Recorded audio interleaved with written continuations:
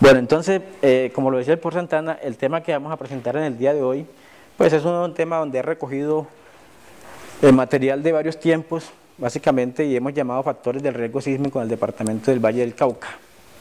Entonces voy a presentarla, aquí está un poco del contenido que voy a presentar, unos aspectos teóricos de lo que significa el riesgo como tal. Aquí hay muchos estudiantes que ya han pasado por los cursos míos y ya hemos hablado ya acerca de esto, pero para otros que no lo conocen, vamos a hablar.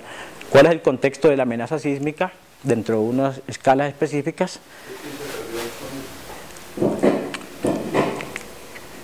El contexto ahora sí, de lo que es el contexto de la amenaza, las condiciones de vulnerabilidad y algunos posibles escenarios de daños y pérdidas que esperaría uno dentro de este riesgo y cuáles serían algunas de las posibles acciones de prevención o mitigación, sin que eso sea verdaderamente pues lo más estricto que uno podría plantear desde este caso.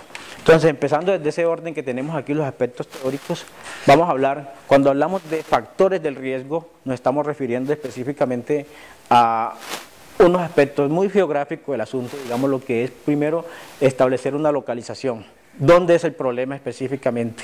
En esa localización, pues naturalmente son dos características o dos categorías indivisibles, como es el tiempo y el espacio. De saber en qué contexto nosotros nos ubicamos temporalmente y en qué contexto espacial nos ubicamos para eso. Y allí pues tendremos que mirar todos los elementos que estén allí distribuidos o aposentados en el lugar específico para hablar de ellos, cuáles son fragilidades, cuál es su exposición ante unas amenazas específicas y cuál es la capacidad que ellos tenían para restablecerse si llegan a ser afectados, como llamamos nosotros, que el riesgo se haga efectivo, de tal manera que esos elementos fundamentales de lo que llamamos nosotros factores del riesgo van a ser dos elementos principalmente, o tres elementos, llamémoslos así: las amenazas, las vulnerabilidades y los elementos que van a estar expuestos en ese espacio geográfico. Desde ese punto de vista, calcular el riesgo, podemos hablar de un riesgo específico, que es calcular simplemente esa función de vulnerabilidad y la función de amenaza. Y si queremos entonces establecer que eso sea específico para unas áreas de planificación, para tomar algunas medidas en cuanto a la distribución de elementos en un lugar determinado, pero observen ustedes que todo va a aspectos de planificación en términos generales y los aspectos socioeconómicos. Hay aquí alguna variable, al poner esto, se le mete aquí una tercera variable, que es la variable que llamamos de los elementos expuestos, el costo de estos elementos expuestos. Si ustedes se dan cuenta entonces en esta fórmula muy sencilla, van a decir entonces la amenaza, que es una probabilidad en la forma como la evaluamos. La vulnerabilidad, que puede ser también, si quiero, una probabilidad. Me quedaría el costo de los elementos expuestos, entonces esto dado para que mucha gente diga que el riesgo es una variable netamente económica, ¿sí? Y que básicamente podríamos nosotros hacer de esa variable económica, es una discusión que se tiene específicamente, pero que verdaderamente es tomar decisiones lo más importante, tomar decisiones en la planificación. Entonces, entrándonos ya en ese tipo de cosas, vamos a ver, esos dos elementos específicamente son los que vamos a tratar, los dos elementos que son la amenaza y la vulnerabilidad. ¿Cómo lo vamos a medir entonces? Definir nosotros amenazas sabemos que es todo fenómeno que puede causarnos daño, ¿sí? Con unas características determinadas.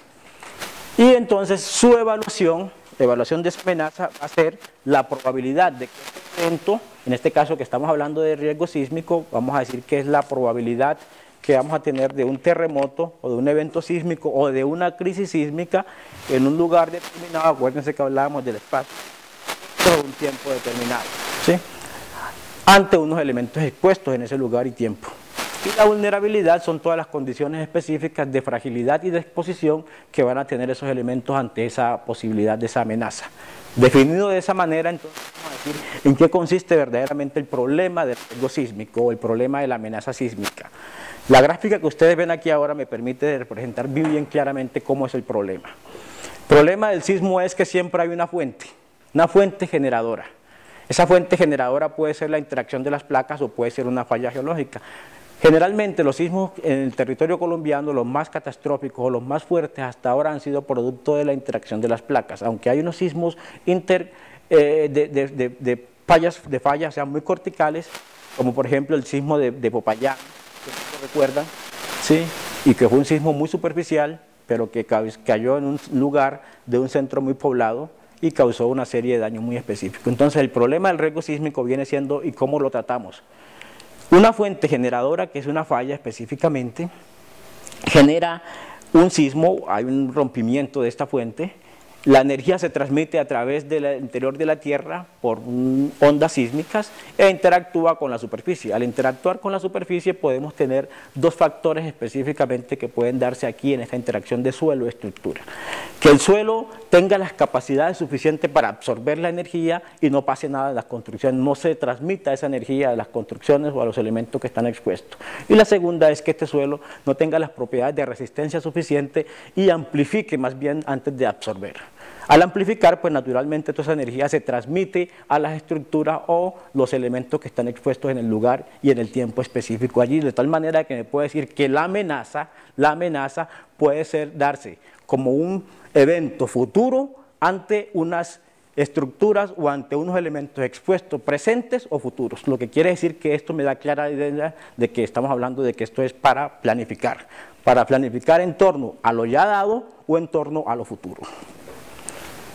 Entonces, en ese caso, se especializan ingenieros específicamente en determinar las condiciones de vulnerabilidad de las edificaciones.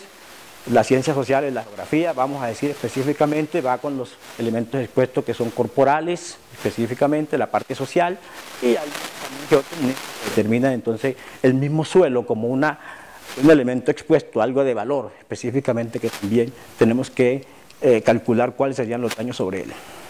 Entonces, cuando hablamos de la amenaza, necesitamos entonces, cuando hablamos de amenaza, y a pesar de que estamos diciendo de que es un elemento que puede causar, un fenómeno que puede causar daño y que decimos que su evaluación es una probabilidad, siempre el resultado de evaluar la amenaza es un mapa.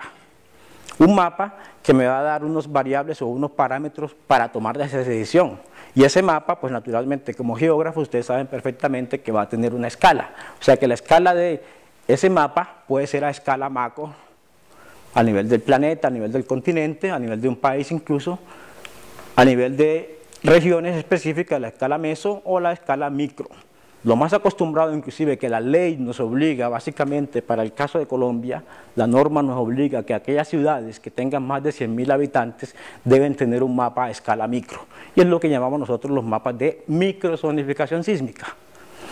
Entonces aquí, como estamos hablando del Valle del Cauca, me adelanto un poco a decir que ciudades como Cali, Buga, Palmira, Tuluá, ya tienen ese mapa. Estamos avanzados en ese punto de vista. La idea es, vamos a ver entonces con respecto a las vulnerabilidades, si la estamos tratando o no. Entonces, ¿qué hacemos en ese caso? Entonces, cuando hablamos de la evaluación de la amenaza con una de cualquiera de estas escalas, escala macro, a nivel del país, que ya existe también un mapa en el país, la escala de zonificación a nivel de los departamentos, que muy pocos departamentos lo tienen, y aquí es un problema grave. Yo siempre he criticado esto en los escenarios donde me ha tocado. ¿Sí? Porque hemos pasado de conocer el mapa nacional y la norma obligadamente nos lleva, hagamos microzonificación, de tal manera de que estamos invirtiendo una cantidad de recursos, y mire que nos están diciendo 100.000 habitantes es el único parámetro. No nos están diciendo cuáles son las características del territorio, no nos están diciendo cuáles son las características de las fuentes sismogénicas y nos obligan de una vez, inviertan 5.000, 6.000, 7.000, 10.000 millones de pesos en elaborar un mapa de microzonificación sísmica cuando la fuente no necesariamente es la misma ciudad como tal. La fuente, entonces primero hay que conocer las zonas, entonces nos estamos saltando de esta escala macro a esta escala micro sin conocer qué pasa en la media. Y resulta de que los daños nos los está causando todo lo que está en la media. Ahí es una crítica grande, yo la he hecho en todos los escenarios donde he podido hacerlo y lo seguiré haciendo porque eso es verdaderamente, y estamos gastando mucho dinero en hacer justamente diciendo únicamente porque son 100.000 habitantes y desconociendo otros parámetros importantes. Entonces todo eso para tomar decisiones en el contexto de lo social, lo económico, lo político, pero está reinando mucho más lo económico. El contexto que hablamos en ese orden de la presentación, contexto de las amenazas, global, nacional, pero lo importante es concentrarnos en lo departamental, que es el título de la conferencia. Entonces, pues ubicación del Valle del Cauca, todos perfectamente lo saben, estamos dentro de dos cordilleras, hay un río que atraviesa por aquí, más adelante vamos a especificar esta condición de vulnerabilidad que es la más crítica. Entonces, a nivel mundial, ¿cómo nos afecta esto? Nosotros estamos en algo que tradicionalmente todo el mundo conoce como el Cinturón del Fuego, el Pacífico. Bueno, su característica se da específicamente porque es una zona donde interactúan básicamente la placa del Pacífico, en que en algunas partes hay algunas subdivisiones, como en el caso de Sudamérica, que aparece Nazca, ¿sí? O en el caso por aquí de Cocos en Centroamérica, Juan de Fuca en Norteamérica, y así específicamente el 80% de la energía sísmica del globo. Y ha producido los terremotos más grandes, naturalmente. ¿Por qué? Porque es allí donde se dan las principales rupturas. Cuando hablamos de ruptura, me estoy refiriendo justamente de que un sismo de magnitud 7, por ejemplo, para ponerlo característico así, 7, genera una ruptura aproximadamente, si estamos en continente, de unos 350 kilómetros. De tal manera de que continentalmente, o sea, al interior de los continentes, el sismo más grande que se ha podido presentar se presentó en China en el año de 2008, que tuvo una magnitud de 7.8. Los sismos grandes que ustedes han escuchado y que son los que más tememos en cierta oportunidad, son los que ocurren en la costa del Pacífico, en cualquiera de los continentes que tenemos aquí, porque las rupturas alcanzan, por ejemplo, como en el caso de Colombia, el sismo que ocurrió en el Ecuador, entre Colombia y Ecuador, en el año de 1906, sí, que causó tsunamis, fue un sismo que tuvo una ruptura de 500 kilómetros, y se espera que otra vez ese sismo se repita, de tal manera que ahí tenemos un sismo que ocupamos el 5º lugar en la mayor energía liberada en el globo. El principal sismo del globo pues, fue el sismo ocurrido en Chile en el año de 1960, que una evaluación nueva de las magnitudes, aunque en Richter fue de 8.9. Esta es una nueva magnitud que hoy en día se calcula, que es la magnitud MW, que dice que es de 9.5. Y eso me genera un mapa como resultado de amenaza a nivel mundial. Y quiero llamar la atención para irnos bajando de escala en lo que es el territorio colombiano. Observen ustedes que aquí yo difícilmente podré decir cuál es la amenaza. Tengo simplemente una línea amarillita aquí en el centro, verde y roja, pero no puedo especificar a nivel de internamente del territorio colombiano cuál puede ser la amenaza de cada uno de sus departamentos, ¿sí? Entonces la escala es como uno coger una lupa y acercándose o alejándose de un objeto específico. Vamos al contexto de Colombia. En Colombia pues tenemos 3 placas que interactúan: placa del Caribe, placa de Nazca, que está en el Pacífico que hablábamos, y la placa de Sudamérica. Sudamérica como tal, el mismo continente, es una placa litosférica. Esta placa, aquí encontramos también algo muy importante que hemos denominado el bloque andino. Este bloque andino se deforma a partir de la interacción de esas 3 placas, y él tiene un movimiento en esta dirección tal vez de 1 centímetro por año. Esa interacción produce todas estas deformaciones de las cordilleras, cadena de volcanes y demás, pero lo más importante es, para la ocurrencia de los sismos, la zona de subducción. Es decir, que la placa se introduce y es la que ha generado terremotos como ese de 1906, del cual les hablé anteriormente. Y hay otros sismos que van ocurriendo al interior del continente, como el que también mencioné, que ya corresponde a las fallas, que fue el sismo de Popayán de 1983, y otros más que ocurren aquí. De tal manera que el mapa de amenazas o del mapa de actividad sísmica del país lo encuentran ustedes en esta figura con puntos amarillos, puntos rojos y azules específicamente, mostrando sismos superficiales. Cuando hablo de superficiales, son sismos que están más relacionados con las fallas geológicas, sismos que no pasan de 30, 40 kilómetros en algunos lugares de profundidad. Y los profundos rojos, los azules, me indican sismos que están por debajo de la corteza terrestre y que corresponden más a esa zona de subducción. Entonces ven ustedes que el panorama sísmico del país me muestra algunas zonas sismogénicas o zonas donde más se producen. Principalmente veamos aquí esta zona del borde llanero, ¿sí? No está con las cordilleras, pero esta es la zona, aquí están los llanos orientales, y que está representando la zona de la cordillera oriental, el límite de la cordillera oriental. Hay explicaciones tectónicas para que ello sea así, pero vemos inclusive aquí hay una zona en sismología, a pesar de que no se ha podido predecir o no se puede predecir todavía un sismo, pero sí cuando hagamos la predicción estamos diciendo, en términos exactos, tiempo, lugar y fuerza con la cual el sismo puede ocurrir, pero hay unas evidencias. Aquí entonces la predicción se hace es a largo plazo, a mediano plazo, por eso son los mapas o los estudios de microzonificación o los estudios de amenaza. Pero sí hay unas cosas que nos permiten decir dónde está el mayor peligro. Por ejemplo, a pesar de que aquí tenemos, esta es una zona aquí al frente de Bogotá, y en esta otra parte de acá, donde tenemos muchos puntos correlacionados con pequeños eventos en estos momentos, pero no hay evidencia de un sismo grande ya en los últimos años. ¿sí? Hay sismos por allá del año de 1700, épocas coloniales, ¿sí? Y que nos dicen básicamente que esto es una zona que hemos denominado una brecha sísmica, donde se puede presentar un sismo fuerte, y ese es un gran peligro que hoy Bogotá tiene. Si ustedes han visto inclusive que Bogotá viene liderando en el país los simulacros, justamente a razón de esta situación. Acercándonos ya para acá, para el Valle del Cauca, tenemos aquí a Cali y encontramos una fuente sismogénica que básicamente interactúa también con lo que es la zona del eje cafetero. Y allí pues lo más recordado es el sismo de 1999. Luego vamos acá, una de las zonas más activas, no solamente en Colombia, sino casi que en todo el mundo, conocido como el nido de Bucaramanga. Allí los sismos en Bucaramanga, la red sismológica detecta por lo menos de 3 a 4 sismos diarios, de magnitudes muy pequeñas, por supuesto, porque es una zona muy concentrada y que la energía se está liberando constantemente, pero ocurre a una profundidad de unos 150 a 200 kilómetros. Luego encontramos acá en el Pacífico, al Pacífico Norte en Colombia, zona del Chocó, y aquí específicamente una zona llamada Murindó. Aquí en Murindó ha ocurrido una cosa que no ocurre o no se ha visto casi en ninguna parte del mundo, y es la ocurrencia de 2 picos sísmicos casi que instantáneamente. Primero, el 17 de octubre de 1992 ocurrió un sismo de magnitud 6.7. Todos creíamos que era un sismo principal, pero 24 horas, 28 horas aproximadamente después de ese evento, día 18, perdón, ocurre un sismo de magnitud 7.2, de tal manera de que destruye todo el pueblo tuvo que ser reubicado. Y acá en el Pacífico Sur colombiano encontramos pues el límite con Ecuador, ese gran terremoto del cual les hablo, que es el 5º a nivel de toda la Tierra, el sismo de Tumaco en 1906. O sea que la actividad sísmica de Colombia es bastante alta.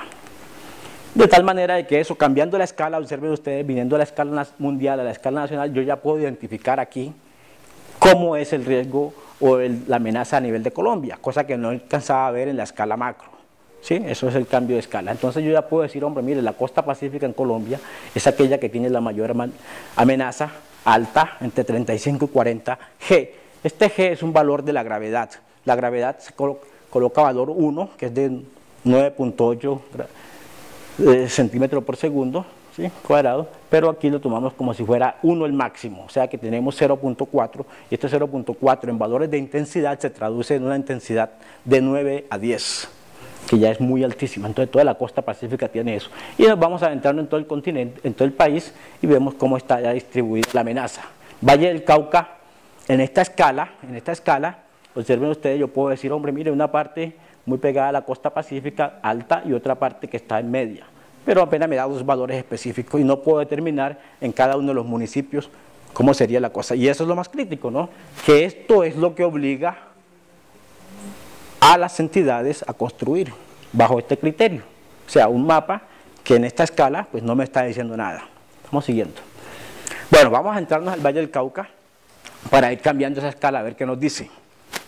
Entonces vemos que la fuente sismogénica en el valle, pues naturalmente, por un lado tenemos lo que es la zona de subducción, en la cual me produce sismos de superficiales, intermedios y básicamente también intermedios, pero más profundos.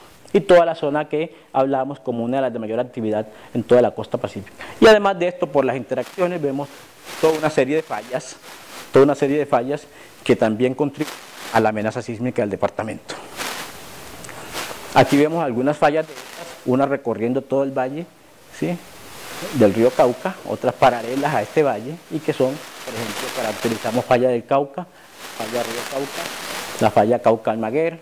Generalmente aquí estamos hablando de un sistema, ¿sí?, un sistema de fallas que pertenecen y son ramales específicos. Falla Silvio Pijao, San Jerónimo y así por el estilo. Aquí vemos una representación de una falla que a los estudiantes que han salido conmigo en los cursos se las he mostrado. Es una falla de agua de Cali, perdón, de agua Calima. Aquí ven ustedes el trazo de una falla normal, aquí ven ustedes el trazo de la falla, aquí va por aquí, y también acá va otro trazo de la falla. Es una falla muy activa, sí, muy activa, que a pesar de que ya nosotros alcanzamos a verla, aquí va la carretera, en la vía Cali-Buenaventura, alcanzamos a verla desde el 18 en adelante, se empieza a ver la falla, recordarán los estudiantes, Sí, y me dice que es una falla muy activa porque todavía encuentro procesos erosivos muy fuertes en ella. Observen ustedes, por ejemplo, para quienes no tienen la experticia en el asunto, observen aquí, los escalones, puede observar. Si ustedes ven, inclusive alcanzan a ver también aquí unos triángulos. Estos triángulos de facetas triangulares y son el proceso de la erosión activa que está ocurriendo sobre esa falla, ¿sí? Entonces, este es un primer escalón aquí, cayó esto y luego otro escalón, y cada uno de estos escalones se presenta con un evento sísmico. Infortunadamente hasta ahora no hemos hecho estudio paleosísmico en la zona para determinar la magnitud de estos eventos, pero históricamente por registros documentales tenemos evidencia de que son sismos fuertes. Inclusive hoy en día la red sismológica que tenemos aquí, ahora le voy a presentar más adelante, me muestra la actividad de esa falla. Y digo que es la actividad porque si ustedes alcanzan a ver este tono verde, pues esta es una zona de muy agradable clima en la zona, es una zona de un paisaje muy agradable. Observen ustedes, inclusive muchas fincas se han aposentado en el lugar, pero pensemos nosotros un poquito de que todo este verde clarito que está aquí, me voy a detener un poco en ello porque es del Valle del Cauca ya la amenaza que tenemos realmente. Todo este verde que tenemos aquí, todo este bloque, estuvo anteriormente a la altura de todo este, ¿sí? Y entonces este cayó inicialmente hasta aquí y luego la erosión me generó estos procesos que están aquí. Y la caída de ese bloque se da por un evento sísmico catastrófico.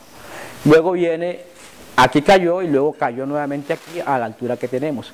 Y el verde que ustedes observan aquí clarito, diferente, pues muy bonito, tonos de verde, es que todos los sedimentos de erosión que salieron de aquí han caído sobre esta parte y pues naturalmente empieza a salir la vegetación. Es la diferencia, por eso es el tono de verde allí. Y lo que me está diciendo es que esta falla la tenemos aquí en la espalda, ¿sí? Es una falla activa y que en cualquier momento genera un sismo catastrófico para generarme otro escalón de esto. De manera que esto va quedando así, como el piano, ¿no? Ta, ta, ta. Sí, bueno. Entonces en el valle vamos a ver la actividad sísmica. Está pues unos punticos que no están muy claros, pero aquí va el contorno del Valle del Cauca. Lo vamos a ver aquí, ¿sí? Y otra actividad que está presentando también en zonas aledañas y que puede también generar daños acá, como ha ocurrido con unos eventos históricos que han generado daños en poblaciones del valle. Aquí tenemos un estudiante que está haciendo justamente trabajo de grado de geografía en los efectos que han dejado sismos en las zonas aledañas aquí al Valle del Cauca y que ha conseguido unas cosas muy interesantes. Aquí tenemos parte de esos eventos históricos, ¿sí? Podemos recalcar, nuevamente recalco acá el sismo de 1906, que aunque a pesar de que ocurre, y era lo que decía en la escala, ¿sí? Ocurre a una distancia, geógrafos podrán decir más o menos, de acá donde está 1906, a este lugar, a donde está el Valle del Cauca, cuántos kilómetros podemos tener ahí, pero causó daños, y causó tsunami acá. Luego tenemos el sismo de 1979, que es parte de la continuación de esta ruptura de aquí, también causó daños aquí en el Valle del Cauca. El sismo más dañino en el Valle del Cauca podemos tener que es el de 1925. Todo lo que era la parte central de Cali, y en ese caso, para esa época, todos los principales edificios de la época, la misma ermita, ¿sí? La iglesia de la ermita, el Hotel Majesty, que quedaba en ese tiempo, el Hotel Francia en esa época, la cárcel de la época, el edificio del diario Redactor, o sea, los principales edificios, la cárcel, el matadero, fueron destruidos con ese sismo de 1925. Para mí ese es el sismo más catastrófico que ha tenido la ciudad, aunque no descartamos también sismos como por ejemplo el de 1566, que ocurrió y causó daños en Popayán y en Cali en esa época, otros sismos como el de 1766, que también causó muchos daños en Cali. Quienes se han acercado a la basílica en Buga encuentran allá una placa que dice a la entrada, dice esta basílica fue reconstruida porque el sismo de 1766 la destruyó, otro de los sismos fuertes, pero naturalmente por los tipos de construcción de aquella época tal vez no es diferente actual. Sismos como por ejemplo el de 1991, una característica de los sismos es que donde ocurren se vuelven a repetir, ¿sí? Y este sismo nos dijo eso prácticamente. 1991 y nosotros olvidamos eso, un sismo de 6.9 y causó daños en el centro, en la parte de aquí en Cali, igualitos, los mismos daños, simplemente que las construcciones son diferentes al sismo del 2004, que ustedes todos deben recordar, ¿sí? Entonces, ocurriendo sismos, bueno, toda esta característica de sismos han causado daños. Yo quiero llamar la atención fuerte de otro sismo también, que no está referenciado y para nosotros se ha convertido, ¿dónde está? ¿Dónde está 1827? Wow, se me salió. Bueno, es un sismo que va a estar por acá muy cercano también y se nos ha perdido un poco, y yo lo llamo porque uno diciéndole, actuando casi como a especie de un Sherlock Holmes, ¿sí? Buscando cuáles son las evidencias que han ocurrido y dejado así. Entonces el hecho de que no tengamos ese sismo nos ha generado un daño bastante fuerte en la recurrencia de los sismos que pueden causar daño aquí. Y miren ustedes por qué se genera el problema. El problema de no tener evidencias aquí en el Valle y en Cali específicamente de ese evento sísmico es una cuestión política. Me la encontré por allí haciendo esa investigación y justamente, pues para aquella época el que más escribió del sismo fue el general Mosquera, ¿sí? Dejó muchas evidencias del sismo específicamente, ¿sí? Donde él decía, inclusive, que atribuía que fue una erupción del Puracé, pero el sismo verdaderamente venía de mucho más acá. ¿Y qué pasaba en la época? Decía que en esa época pues estaba la disputa en el Viejo Cauca entre Cali y Popayán, por la capital de la zona, ¿sí? Resulta entonces de que ocurrido el sismo, unos políticos le dicen al general Bolívar, la ciudad de Popayán ha sido destruida, ¿sí? Entonces aprovechemos esta oportunidad para que traslademos la capital del Cauca a Cali. Entonces se vino una comisión, ¿sí? Porque en Cali no pudo haber daños. Se vino esa comisión y dijeron, en Cali no ocurrió daño. Lo que yo creo es que los escondieron, o sea, no los reportaron, ¿sí? No los reportaron, y de tal manera entonces que regresaron y le dijeron al general Bolívar, traslademos porque Cali no fue dañada con ese terremoto, lo que quiere decir de que eso nos puede dar una más tranquilidad hacia el futuro. Y el general Bolívar le responde, hombre, mire, no creo que la causa para trasladar una capital sea por un terremoto, si no ya hubiéramos tenido que haber trasladado a Lisboa, ¿sí? Lisboa venía del sismo de 1771 de ser destruida, teníamos que haber trasladado a Caracas, que venía también de ser destruida, y otras capitales venían de ser destruidas. Entonces que él no comió cuento, digámoslo desde ese punto de vista, pero hoy en día nos está perjudicando esa situación de aquellos tipos haber escondido la información de los daños que ocurrieron en Cali. Difícilmente un sismo de esa naturaleza como el de 1827 pudo haber dañado solamente a Popayán y no a Cali. Hay evidencia de sismos como el de 1736, 1885, que fue más o menos por aquí también, ¿sí? y causaron daños. Inclusive el mismo sismo de 1967 causó daños en Popayán, causó daños en Cali. Entonces, eso es un peligro grande que tenemos allí de no conocer la información. Y vemos entonces que todos los sismos que nosotros tenemos en el Valle del Cauca tienen unos mecanismos focales bastante fuertes. Pues cuando hablo de mecanismos focales es porque conocemos más o menos la fuente que lo genera. Y aquí tenemos algunos que me puede decir más o menos cómo están. Entonces ven ustedes, básicamente si tenemos en esta imagen, donde Cali, por ejemplo, el valle va por esta zona entre dos cordilleras, tenemos sismos muy profundos, ¿sí? A esas profundidades que les decía ahorita, que son los que están causando daño. Por eso muchos sismos que nosotros a veces, los que sentimos, por ejemplo, a principio de año, unos que sentimos el año pasado, que no han causado muchos daños, pero sí llegan a alarmar a la comunidad, se debe a la gran profundidad que está aquí. O sea que cuando esta energía llega a la superficie, es poco el daño que nos genera. Los sismos, entonces, a eso que me refiero, los daños son sismos que vienen más o menos de esta zona. Esta imagen es preciosa, porque me dice más o menos, y ya con esto yo puedo decirle a la gente, el miedo que tenemos es que no siempre nos va a destruir las coronas de Tojama, porque son los sismos más característicos, son de acá. Entonces miren ustedes, cambiando de escala, no cambia aquí básicamente, sino que simplemente es aumentado la situación, pero es el mismo mapa nacional. El mismo mapa nacional que lo que hizo fue cambiar la ventana, ¿sí? Ampliar la ventana simplemente, el zoom, como dice uno aquí. Y vemos que también tenemos entonces la amenaza alta, y va cambiando un poco, pero la mayoría de parte del valle queda, inclusive Cali queda dentro del mismo valor de 0,20 que tenemos acá. Vamos a ver qué va pasando aquí. Con un estudiante de ingeniería topográfica, y luego repetimos también con ingeniería civil, logramos hacer este estudio de cambiar la amenaza del valle. Entonces ya ven ustedes que cambiando la escala, ya puedo decir en el valle tengo cosas diferentes, ¿sí? Ya no es el mismo valor, inclusive me alcanza aumentar el valor de la gravedad, punto 49, y este valor de gravedad quedó totalmente evidenciado con el sismo de 1995 que ocurrió en la falla de Agua Calima, justamente, que afortunadamente no causó daños en Cali, pero los daños de este sismo se reflejaron en Pereira, ¿sí? Cosa increíble, que digo siempre que estamos haciendo las cosas mal, porque estamos preocupándonos más por la respuesta local, sí que nos preocupemos por la fuente. Estamos buscando respuestas sin saber qué nos va a producir el daño. Y ese es el problema de la microzonificación.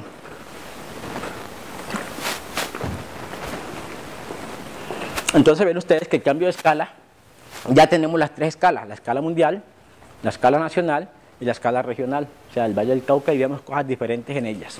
Y si vamos a la escala micro, que es lo que la ley obliga, vamos a poner el caso de Cali, que está ocurriendo, pero antes de eso miremos entonces que en esa escala nosotros podemos tener sismos hasta de 7.8, ¿sí? Porque las rupturas nos pueden dar ese tipo de cosas que podría aparecer ahí, mirando estadísticamente la recurrencia que tenemos allí de ellos. En la escala micro, observen ustedes entonces que Cali, ya comparándonos con esta escala que tenemos aquí, tenemos 4.9, ¿sí? 4.9. Entonces, pero todo entra dentro de la zona, pero ya la respuesta de Cali, ya como es micro, me tiene que dar cosas diferentes. O sea, a nivel interno de la ciudad de Cali, ya la cosa cambia, ¿sí? Donde vamos a encontrar valores de aceleración totalmente ya particularizados para cada una de las zonas, donde vamos a ver que la zona de mayor daños podría ser la zona 4C, que nos dice que es Abanico Cañaveralejo, ¿sí? Con aceleración de punto 40, o baja un poquito con respecto al mapa regional que nosotros hicimos. Bueno, habrá que mirar muy detalladamente los parámetros que allí se metieron, pero estamos en el mismo orden, digámoslo así, de esa forma. Y este es un problema, este mapa se ha constituido en un problema. Si yo al principio les mostré a ustedes que ese valor, en ese gráfico les decía, amenaza por vulnerabilidad, ¿sí? Permite llegar a medidas de planificación, esto se ha convertido en un problema para la planificación, aquí en Cali. ¿Por qué? Porque los primeros que salieron a gritar con este mapa fueron los constructores. ¿Por qué? Porque si me devuelvo un poquito acá, se dan cuenta ustedes que para Cali, ¿sí? Estando aquí, ¿sí? Y las principales zonas pobladas del departamento, que van todos, miren las principales ciudades, cada punto son las principales ciudades del departamento, y viendo pues a Buenaventura, que ya estaría por acá, estaríamos hablando de una aceleración del orden de punto 20, inclusive punto 25. Y cambiar de punto 20 a punto 25, de punto 20 y punto 25 a punto 40, eso significa inversiones muy costosas para poder construir así sea un edificio de apartamentos. Entonces, por eso el grito, y por eso es que este estudio que se entregó en el año 2006, ¿sí? Y que debía estar incluido en el plan de ordenamiento territorial, todavía sigue siendo materia de discusión en el Consejo.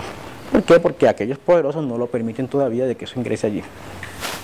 Entonces, ven ustedes que la respuesta que dio, y esta respuesta, yo creo, este mapa tiene un buen acierto. Yo creo que es uno de los mejores mapas de amenazas de microzonificación sísmica hecho en el país, y de otras cosas, porque inclusive es el único que se ha hecho con un valor, con un sismo real, ¿sí? Porque cuando se hace un mapa de microzonificación sísmica se requiere tener un sismo característico que haya podido causar daño o pudiera causar daño, y generalmente lo que se ha hecho aquí es traer un sismo de otro lugar, ¿sí? Para poder sacar sus parámetros específicos y modelar. Cuando estaba haciendo el estudio ocurrió el sismo del 2004, que ya sabíamos que se había repetido en 1991, entonces se tomó como el sismo real para hacerle esto. Entonces el laboratorio que tuvimos allí fue muy real, y esa es la oportunidad de decir que este es uno de los mapas con mayor acierto que se puede tener en el país. Entonces la frecuencia de sismos fuertes, ya la mencionaba, todos esos sismos que hablamos del 1566, 1766, el 2004 me da más o menos, y aquí tenemos este bache y la repetición al final, de tal manera que llegamos pues con esto y podemos decir la probabilidad, ¿sí? Calculada, y el potencial de licuación que se puede dar. Pero lo que sí quiero decir es que hay un dato no corroborado todavía de que pudo haber un fenómeno de licuación en la zona. No sé cómo se comportaría con la nueva obra que allí se edificó. Sí, la ermita nuevamente, la capilla también fue destruida en esa época. Esto es una imagen tomada del diario que también su edificio en esa época. Y la probabilidad pues que se estipula, no vamos a quedarnos en esto que no es el objetivo principal. Pero sí vamos a ver esto. Quisimos Robert Tremka, Héctor Mora, y pues quiero aprovechar este momentico justamente para rendir homenaje a Robert, ¿sí?, que nos acompañó de Carolina del Sur y que murió a finales del año pasado. A él mi gran sentimiento. Con él hicimos esto a partir del sismo del 2004. Nosotros pudimos establecer mediciones geodésicas que hicimos después de esto con la red de geodésica en todo el país. Logramos establecer más o menos que hay algunos sismos fuertes en la zona. Y establecemos entonces que para sismos entre magnitud de 6 a 6.7, tapé el valor aquí para que no se van a asustar mucho, ¿sí? Es una recurrencia decenal, más o menos de 30 a 90 años. Para sismos entre magnitud de 6.4 a 6.9, una recurrencia centenaria de 90 a 100 años. Y para sismos mayores de 7, entonces estos mileniales, ¿sí?, de milenio, pues ponen tranquilidad a esa recurrencia histórica o estadística que habíamos dicho que podía ser un sismo de 7.8. ¿Okay? Entonces aquí vemos más o menos la escala estipulada. Pasamos entonces a la otra. Vimos todas las condiciones de amenaza, sus probabilidades específicamente de cómo son los sismos, cómo están los sismos, cómo son las características de ellos. Vamos a mirar ahora las condiciones de vulnerabilidad siguiendo el orden que les planteé. Entonces, cuando hablamos de los condicionantes de vulnerabilidad, vamos a hablar de una vulnerabilidad tipo física o ambiental, vamos a hablar de vulnerabilidades económicas, vamos a hablar de vulnerabilidades sociales y algunas vulnerabilidades institucionales o políticas. Todo esto se conjugan como un sistema que en el momento o en el tipo urbano podemos hablar entonces sistema social, su sistema científico, su sistema natural, donde por ejemplo le damos valor específico, ¿sí? Y eso es lo que uno a veces se olvida de ello, de darle valor al suelo, al aire, al agua, a la fauna y la flora, que pueden ser afectados, contaminados también en caso de terremotos. Son elementos, de esos elementos expuestos de los cuales hablaba anteriormente. En las líneas tecnológicas hablamos de las líneas vitales, ¿sí?, todas las edificaciones, obras civiles, y en la parte económica hablamos de lo que es el gobierno, población, educación, salud, cultura, etcétera, etcétera. Y todo esto, pues, naturalmente estamos hablando de todos esos temas que me permite ver como elementos expuestos cada uno de ellos y cuáles serían sus factores de vulnerabilidad, hablando de la exposición, de la fragilidad y de la resistencia. Hay por allí, pongo aquí en discusión, simplemente porque hay un parámetro que yo lo discuto bastante, que se ha metido como parte de la vulnerabilidad, y es la resiliencia. Pero lo importante de todo eso es que identificados estos indicadores y su medición es llegar a tomar decisiones. Ese es el factor político y de planificación o de planeación que debemos tomar decisiones en torno a cada uno de estos elementos y las amenazas que tenemos. Es allí, justamente, yo sí quiero insistir en esto, que el mejor camino para el desarrollo justamente es reducir las vulnerabilidades. Reducir las vulnerabilidades, observen ustedes que abarca todo el contexto de la sociedad. Y eso es lo que me permite justamente tener medidas de planificación. Vamos a ver ahorita justamente cómo por ahí hay unas gráficas que me hablan justamente de desarrollo y desastre, donde yo lo veo de manera positiva y de manera negativa, pero hablar de desastre de manera negativa, de manera positiva, es lo más perverso que puede haber. No debo andar en eso, pero es lo más perverso decir que necesitamos un desastre para poder desarrollar. Entonces, hablando de las condiciones de vulnerabilidad de la zona, son las siguientes. Muy rápidamente en esta gráfica. Si nosotros tenemos un valle, es alentador decir que en un valle nosotros podemos tener un efecto atenuador. Al principio decía que el problema consiste en determinar si el suelo atenúa, o sea que absorbe, o el suelo amplifica. Entonces, en un valle uno esperaría de que el suelo absorba aproximadamente un 65% de la energía que se libera. Pero, en el Valle del Cauca tenemos una condición muy crítica, a pesar de que en el valle, pero eso es un valle que esté bajo lecho, por encima de un lecho rocoso. Pero el Valle del Cauca no tiene esa particularidad. El Valle del Cauca está con su lecho rocoso naturalmente por debajo, pero tiene el río Cauca, que ha dejado unos sedimentos de unos grandes espesores, los que se pudieron medir más o menos, espesores de unos 300 metros y más, ¿sí?, sobre los cuales las poblaciones se han venido construyendo. Y sobre esa construcción, pues naturalmente es donde se amplifica el suelo, donde se amplifica la intensidad. Lo que quiere decir que nos ponen en una condición de vulnerabilidad súper alta. Y generalmente mostramos, por ejemplo, que tenemos otra condición. Al tener nosotros una cuenca o una zona de un valle con unos sedimentos y la presencia de fallas, como ya vimos también al principio, puede generarnos un fenómeno que conocemos nosotros como el efecto de gelatina, que hablábamos aquí, ¿sí? Que amplifica muy bien las ondas sísmicas en ese caso. Entonces todo eso, observen ustedes, la gráfica me está diciendo eso, el valle, ¿sí? Tenemos una zona dependiente aquí donde me devuelvo también un poco, donde dice probablemente que en esta zona dependiente que yo tengo, si construyo allí, lo que yo espero también es un efecto de doble amplificación, ¿sí? Lo que quiere decir que entonces tenemos, por un lado, estar presente en una zona, construyendo una zona de laderas y construyendo en una zona de depósitos. Él amplifica la intensidad. Entonces todo esto me dice que eso es, y sobre esta parte se han venido construyendo nuestras ciudades del valle. Eso indica entonces que esa vulnerabilidad, que depende entonces por un lado del tipo de construcciones, del material de diseño, el material y el diseño que tengamos, y las condiciones justamente del espesor del suelo. Entonces, como tenemos un suelo con mucho espesor, quiere decir que ese tiempo, ese periodo implica una gran aceleración, ¿sí? O una gran frecuencia o un gran tiempo de vibración. Lo que quiere decir entonces que construir para buscar entonces una buena respuesta de las construcciones implica tener nosotros unas edificaciones con unos parámetros determinados que implican costos muy altos. Por ejemplo, en estos momentos se está discutiendo la construcción de calidad, ¿sí? Que es en los ejidos, en la parte esta acá de Navarro. Es unas zonas que son rellenos, inclusive yo tengo por ahí otra conferencia que también la he dictado y muestra más o menos la situación de la zona, cómo podría ser, y que la podríamos también en algún momento replicar aquí en este escenario. ¿Sí? ¿Qué implicaría esa construcción que se está haciendo allí con respecto a los suelos que allí se tienen?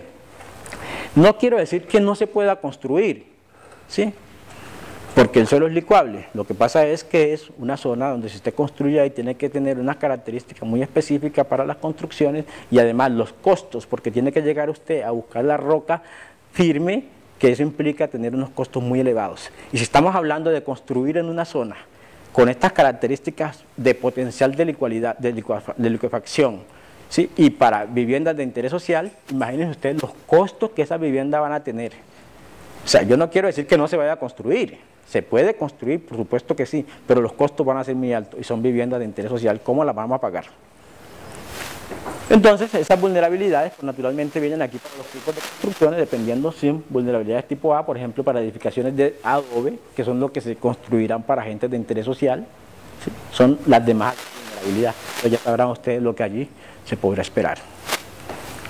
Vemos aquí ya ejemplos típicos de lo que pasa en la ciudad de Cali o en algunas poblaciones del departamento del Valle. Observen ustedes, si llega a una condición de esas amenazas, de esos sismos que estamos hablando aquí que pueden ocurrir, este es el barrio Siloé. Observen ustedes, simplemente pongo aquí, imagínense la onda de un terremoto cortical, o sea, superficial, cercano, con magnitud mayor que 6, llegando a un sitio como esto. No tengo necesidad de explicar nada allí, ¿sí? Sigo con imágenes parecidas a esta. Observen ustedes y deténganse más en mirar los tipos de vulnerabilidades. Por un lado, vulnerabilidad social, vulnerabilidad estructural, vulnerabilidad del mismo tipo de suelo, ¿sí? No tengo que explicar nada. Simplemente lo único que digo es, imagínense llegando ondas y la naturaleza allí. Lo mismo, seguimos en en caso de un desastre, inclusive en caso de una caída, este tipo de cosas, cómo auxiliamos, cómo llegamos prontamente a una respuesta. Esas son preguntas que uno se hace. El mismo sitio donde vemos una población infantil muy alta, muy vulnerable, o sea, vulnerabilidad social, las estructuras mismas que tenemos, las pendientes del suelo, o sea, son ingredientes típicos para condiciones de un desastre. Aquí vemos ustedes esta falta de armas, ¿sí? De seguridad, gente que por ejemplo, al vivir aquí, pues, ¿sí? Imagínense, este lote no está en venta, ¿sí? Entonces, la verdad que siempre estamos hablando en el mismo barrio Siloé. Estamos en el barrio Siloé, observen ustedes las columnas que señalo de fragilidad que tienen las construcciones aquí, y si me sigue uno adentrando, uno va a encontrar cosas similares a esto. Pues tuve la oportunidad de poder llegar allá a tomar estas imágenes y bueno, muchos me decían no se meta por allá con la cámara, pero bueno, me metí, tengo allí las imágenes y hay cosas más espectaculares todavía que no las he mostrado por a veces respeto a la comunidad. Por respeto a la comunidad no muestro imágenes que tengo también, muchas fotos que tomé. Aquí estamos ya en Altos de Menga, mismo Cali, muy similar a la que estamos hablando acá. Aquí estamos Altos de Menga también, situaciones específicas de las cuales hablamos. Mismo Altos de Menga, los suelos que tenemos allá, muy frágiles también. Y vamos a pasar a otras poblaciones del Valle del Cauca, aprovechando algunos proyectos que hicimos. Esta es una población muy hermosa, muchos de ustedes la podrán conocer, y clima muy agradable. Observen la topografía de esto, una meseta muy agradable, el Cairo. ¿Sí? Pero observen ustedes también cómo el Cairo es una población que geográficamente o territorialmente no tiene más para dónde expandirse o crecer. Dientes por acá, inclusive aquí tenemos algunos deslizamientos muy recientes también. ¿Sí? Por el otro lado la misma cosa, entonces es una población que no tiene para dónde, en vez de crecer, ha de crecer porque inclusive encontremos una cosa tan increíble. Yo lo llamé, allá hay un señor que vende terreno, el hacedor de terrenos. Un señor que saca terrenos de una zona, viniéndose por acá la carretera, todas estas cosas, va a por aquí de la carretera. ¿Sí? Va y va unos kilómetros por allá y aprovecha una cárcava grande que se generó allá por problemas que hubo desde los años 70 con Acuavalle, unas malas construcciones, y esa cárcava es impresionante. Ojalá uno pudiera ir, lastimosamente vamos a ver, para construir terreno acá. Y vende, y le compran. ¿Sí? Y le compran. ¿Sí? Entonces eso es increíble.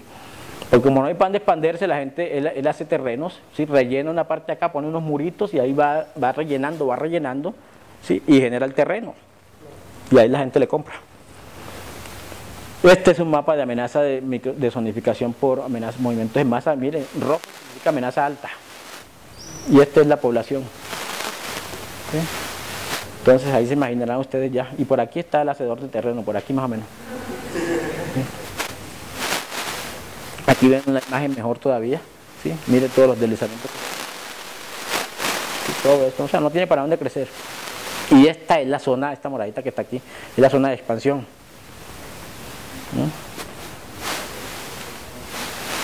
Aquí vemos entonces inclusive también imágenes topográficas de allá, la misma vulnerabilidad de las construcciones que están en esa zona. Miren las mismas construcciones, el panorama de construcción es el mismo casi en varios municipios del departamento. Esto no se aleja de lo que vimos aquí en Cali. ¿Sí? Vea lo mismo allá. ¿Sí? Es el mismo patrón en el Cairo. Esta es la vía para ir al Cairo. ¿Sí?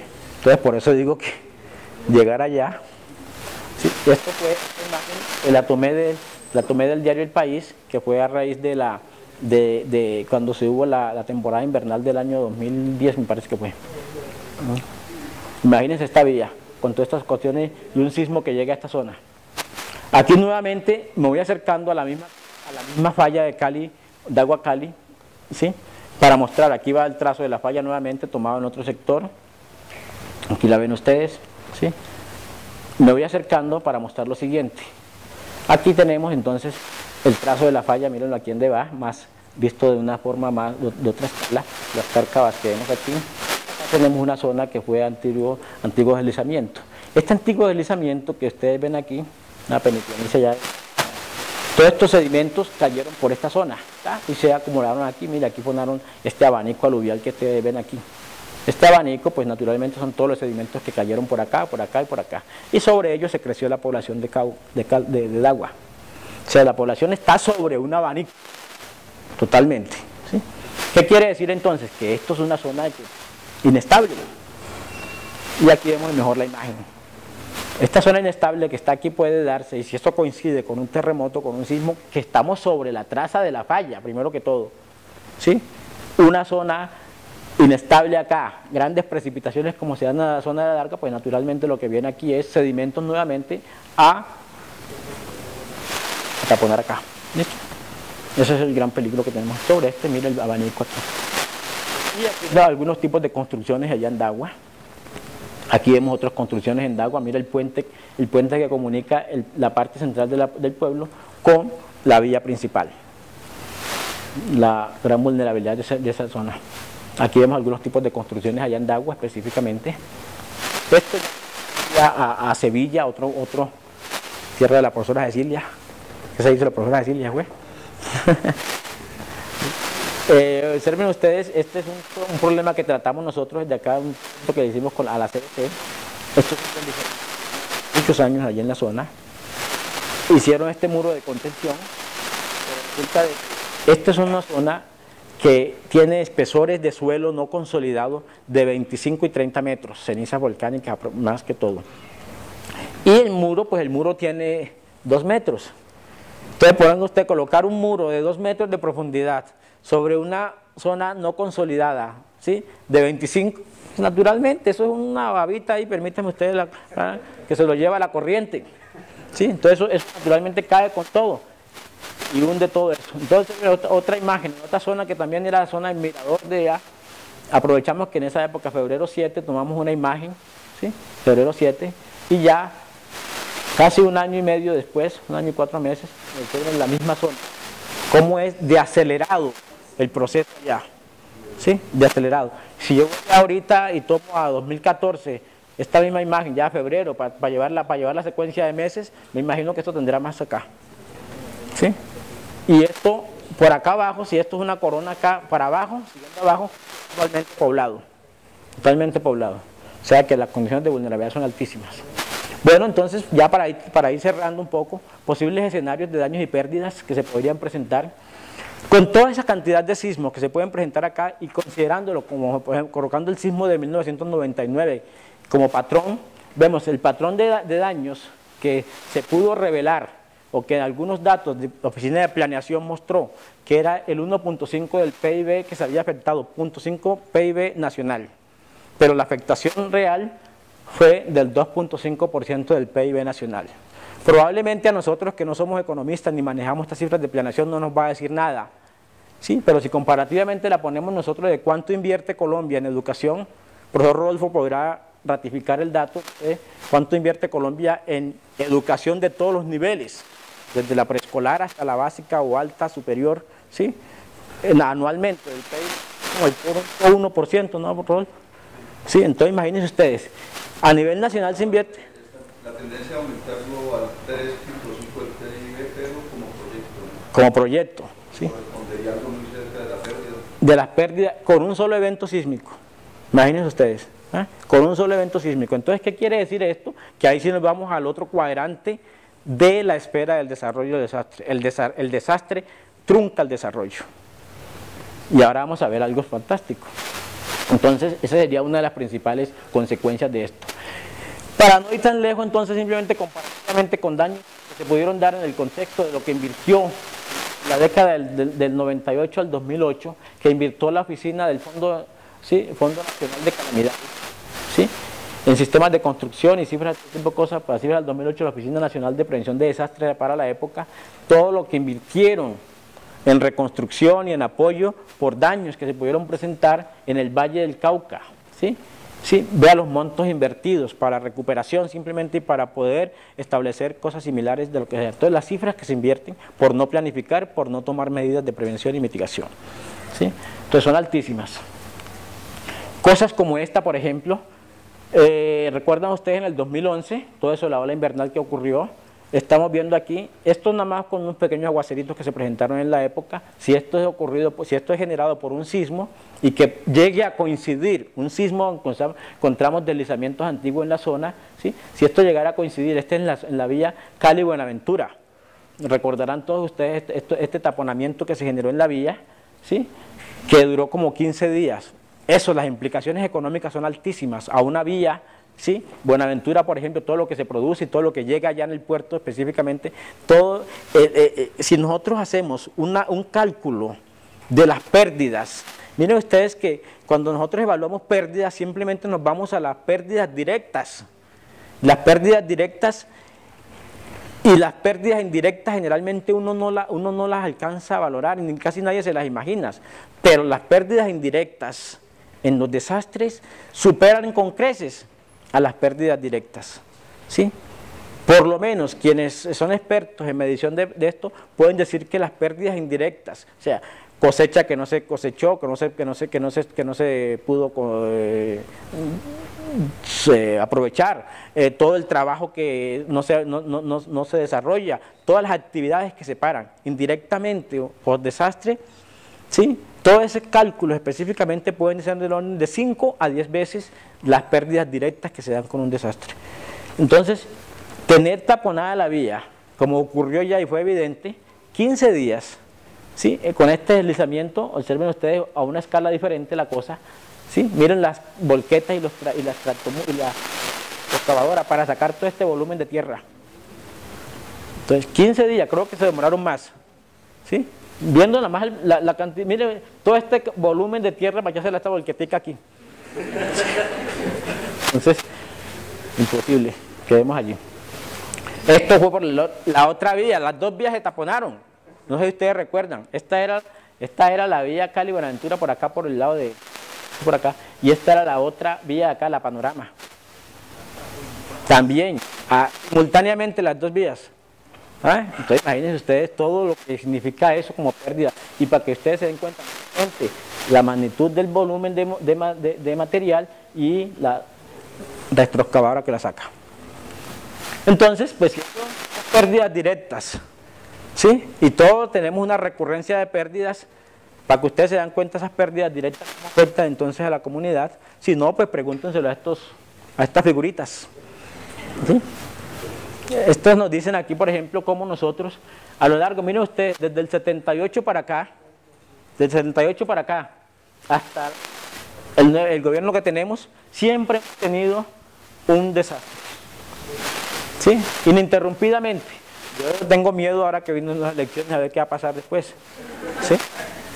Entra este señor, comienzos de su gobierno, terremoto de Tumaco, tsunamis.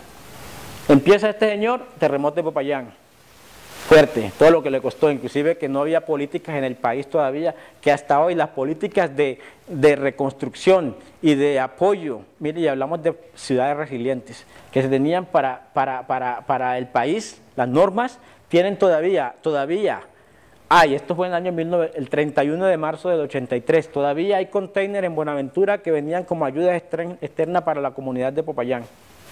Y ahí están todavía que no pudieron salir. Luego llegó Barco, pues lo cogió Villatina, una oleada invernal también. En el 90 pues tuvo el Galera, estuvo el fenómeno del Niño, que es a ponerse los apagones, todo tipo de cosas. Luego vino Samper, lo cogió el terremoto de Páez, que inclusive hay una ley, que ahí se llama la ley Páez. Y lo más importante es como, por ejemplo, luego también el fenómeno del Niño lo cogió también fuertemente. Luego vino Pastrana con el FOREC. Y llamo la atención aquí esta línea que he trazado, es consecuencias de mediano y largo plazo. Acabamos de hablar del 2.5% del PIB nacional. Eso significa, inclusive siguiendo a uno de los autores que se ha convertido en el gurú internacional para la reconstrucción del Estado, a Francis Fukuyama, yo creo que muchos de ustedes lo han escuchado, ¿sí? El Estado aprovechó mucho de esas teorías de Francis Fukuyama para poder reformar todo el Estado nuestro. Entonces las consecuencias que estamos pagando nosotros todavía con el sismo de Armenia son inimaginables. Lo único que tenemos es el 4 por 1000. ¿Sí? Es lo único que tenemos en la mente, pero por allí hay muchas cosas, ¿sí? De reducción del Estado, a partir de poder reconstruir ese 2.5%. ¿Sí?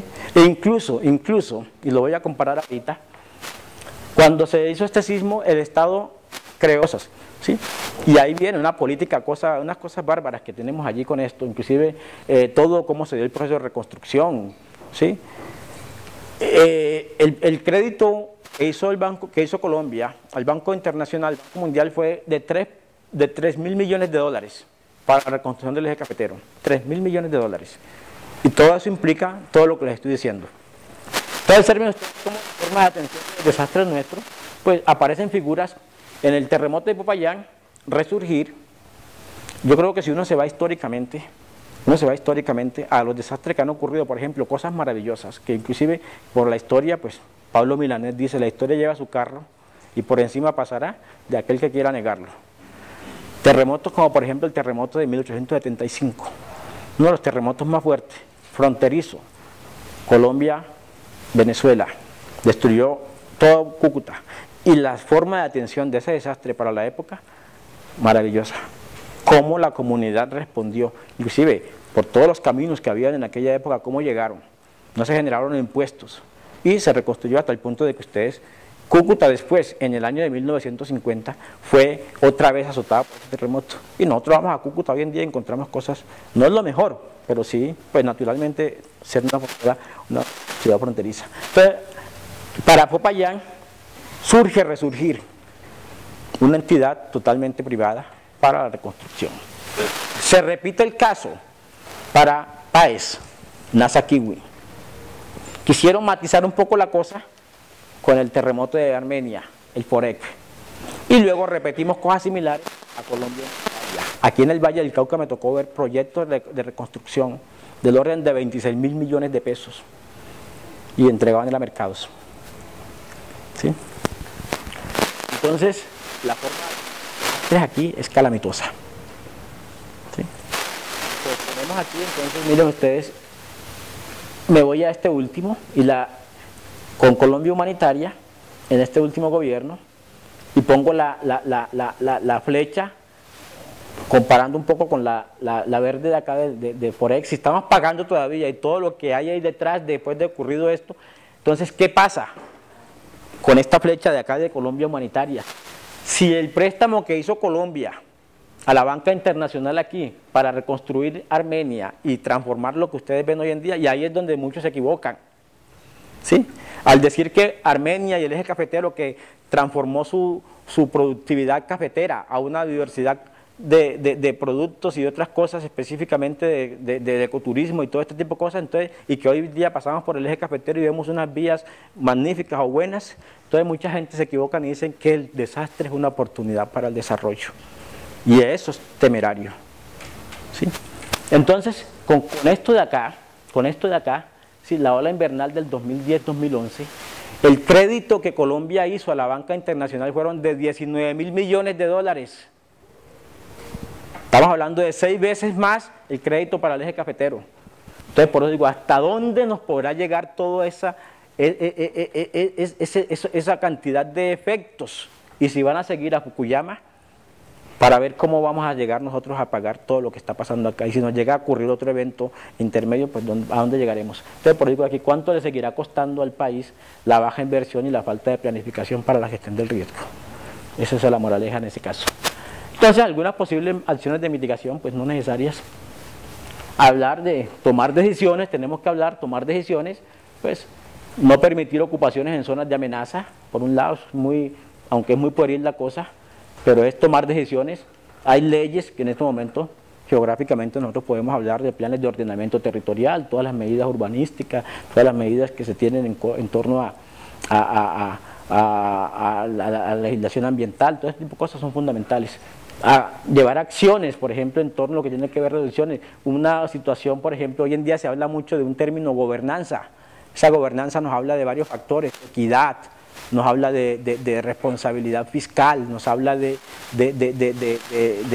la transparencia, de rendición de cuentas, nos habla de la participación. Es decir, yo creo que la comunidad tiene que entrar también en la solución de sus propios problemas. Si nosotros vemos, por ejemplo, cómo está conformado el Sistema Nacional de Gestión del Riesgo y lo que era el Sistema Nacional de Prevención de Desastres, inclusive encontramos allí, inclusive hay un artículo, el primer artículo de la nueva ley 1523 dice, la gestión del riesgo es responsabilidad de todos. O sea que a todos nos responsabiliza, pero cuando va a ver usted la comunidad en el organigrama simplemente es receptora. Simplemente receptora. Y eso son perversidades. Bueno, en esas acciones que nosotros decimos que también pues comunidad científica, vamos a ver cómo participan las universidades y todo el mundo en este tipo de cosas, la legislación y todo esto. Pero hay un elemento fundamental aquí, la corrupción. ¿Sí? Y eso es crítico. Entonces, bueno, nosotros aquí en la universidad, ¿sí?, venimos trabajando fuertemente. La universidad hizo un esfuerzo bastante grande en recuperación de lo que es el observatorio sismológico. Tenemos estaciones en diferentes lugares, 5 estaciones prácticamente que nos conducen a mirar y a observar esa sismicidad que está ocurriendo en el país. Tenemos un grupo de colaboradores, estudiantes principalmente, hay muchos aquí de geografía, a quienes yo les agradezco mucho todo el trabajo que vienen haciendo, inclusive parte de las diapositivas que tenemos aquí fueron elaboradas con ellos, toda la red como está. Sí, aquí tenemos, por ejemplo, la red, estamos en convenios con Ingiominas, con el Servicio Geológico, con EPSA yendo allá, con el municipio de Palmira particularmente. Empezamos a extender con otros municipios, vamos a ver cómo nos da la ley para esto.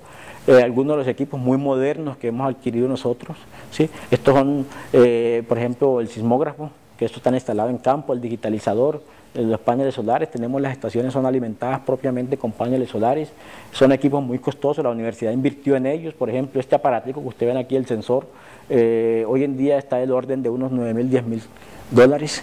El digitalizador hoy en día puede valer de 15.000 a 20.000 dólares. ¿Sí? ¿Sí? Entonces, y compramos 5 en esa oportunidad, o sea, se imaginarán ustedes cuál es el inventario mío, ¿no? ¿Sí? Bueno, entonces también tenemos esto esta ya es la red de acelerógrafos para monitorear cuál es la respuesta sísmica de los puntos aquí en la ciudad. Vimos que las aceleraciones en la ciudad, entonces para ir monitoreando y mejorando ese mapa de respuesta. Entonces, en un convenio que se hizo con la CBC y el DACMA, pasaron esas estaciones aquí a nosotros, estamos monitoreándola ahora, tenemos todo, entonces tenemos la red local de Cali y la red regional, que en convenios que tenemos aquí, entonces quiere decir que estamos progresando en la hora de mirar toda la respuesta que vamos a tener con respecto a la atención sísmica, ¿no? Esta es la red, cómo quedó conformada, esta red que recibimos de la CBC, era una red análoga. Cuando ocurrió un sismo había que ir al lugar a sacar la información. Hoy en día la hemos colocado digitalmente, o sea que cada una de las estaciones llegan aquí a nuestro punto. Algunas de ellas van hasta la estación de la Horqueta y luego vienen aquí a la estación central que tenemos acá en la Universidad del Valle. Ya para que ustedes se den cuenta entonces cómo la importancia de tener la red sismológica, cómo nos va dando crecimiento y nos va mostrando con más particularidad la información sísmica, o sea que ya estamos casi que tomando aquí de primera mano y la información que anteriormente se escapaba, porque la red nacional no alcanzaba a cubrir todo. Observen ustedes, por ejemplo, la sismicidad, nosotros sacamos unos boletines trimestralmente, y aquí tenemos, por ejemplo, la sismicidad en el año pasado, de enero a marzo. Observen ustedes la cantidad de sismos que logramos detectar en toda la zona, que comparado con el mapa nacional en todo un periodo largo, pues ya aquí vemos que eso se va ampliando mucho más la cantidad de sismos. En el mes de abril a junio, trimestre, luego aquí vemos el trimestre de julio a septiembre, miren ustedes cómo va ampliando eso, el trimestre de octubre a diciembre del 2000. Y ahora estamos ya, sacamos también unos boletines cada vez que ocurre un evento que la comunidad alcanza a sentir. Los muchachos colaboran mucho, Fernando, Dani, Julián, todos, ¿sí? No los menciono a todos, pero todos son muy valiosos en el trabajo que han venido haciendo. Inmediatamente elaboran un informe que se llama Oso Informa, donde dan todas las particularidades del evento, ¿sí? Están la localización del evento, todas las trazas del evento. O sea, esto sale inmediatamente, esto sale casi que al mismo día o al día siguiente de ocurrido el evento, además de la localización que damos. O sea, ustedes pueden acceder a nuestra página web y ahí encontrarán esto. ¿Para qué eso? Para evitar que sean los animalitos que nos tengan que dar la precaución de los sismos, ¿sí? Vamos a hacerlo totalmente instrumental y evitar también desastres como esta naturaleza. Entonces, gracias a ustedes por todo, la paciencia.